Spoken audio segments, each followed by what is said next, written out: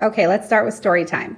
So a few years ago, my friend who usually goes away for Pesach, it was Erev Pesach, and she was sending me pictures and videos of her experiences at the hotel she was at because she wanted to inspire me to manifest my own Pesach getaway.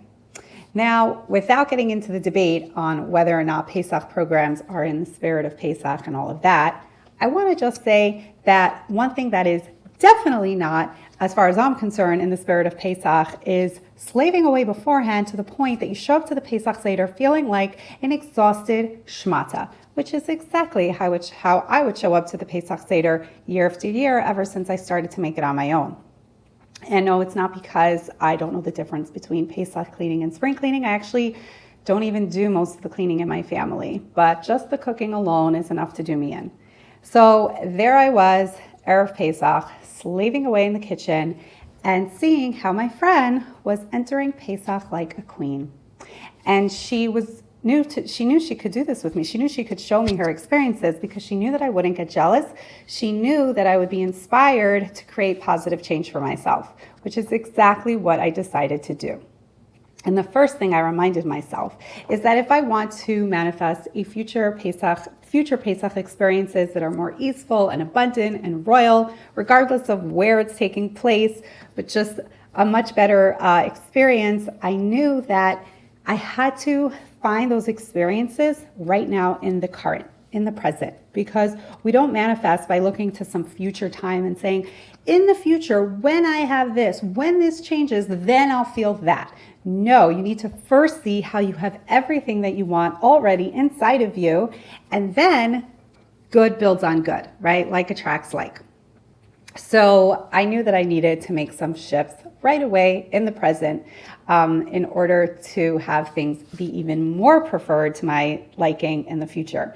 So the first thing I realized that I wanted to do was that I needed a mindset shift around abundance, because when I would go shopping for Pesach, I don't think it's just me, I would spend the whole shopping trip, maybe I was a little extreme, I don't know. I would spend much of the shopping trip basically just cruxing over the inflated prices, okay? And I'm just shopping like, right, it's so expensive. Oh, this is so expensive. And I just had this feeling of like constriction in my body.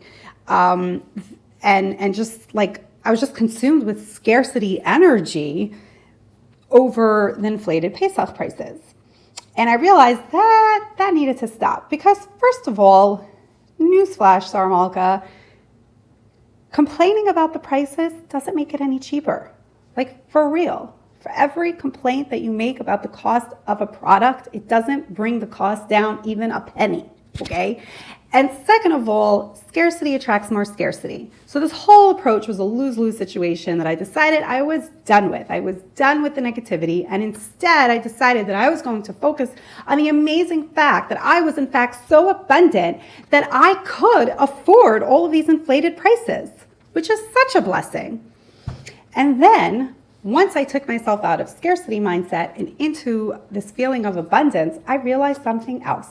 Not only could I afford all of these, inflated prices of the basics, but I actually could also afford to spend some more on conveniences that would make my life easier. Certain prepared things, prepared foods that would take some of the work off my hands. So now, not only am I feeling more abundant, I'm also feeling more easeful, and I could go into the second days of Pesach feeling more royal. And that's what happened. And I'll never forget that first shopping trip. After I had this epiphany, it was probably during Chol HaMoed, and I'll never forget it for two reasons. One is that I just remember the feeling of joy and expansiveness. Like I was like floating down the aisles and just with an open, expansive heart, I was just putting whatever I needed in the shopping cart and just feeling so blessed with every item I put in the shopping cart. And it felt even more blessed when I put in the more expensive, convenient items.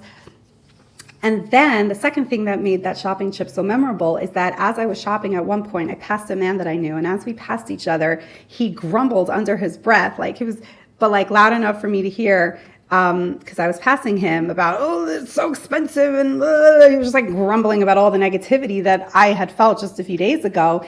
And the contrast between what I was feeling now versus what he was highlighting that I had felt just a few days ago was such a contrast. And the highlighting of it really helped me to see what a powerful shift I had made. And I knew that this shift was going to result in so much more abundance to come. And Baruch Hashem, it really did.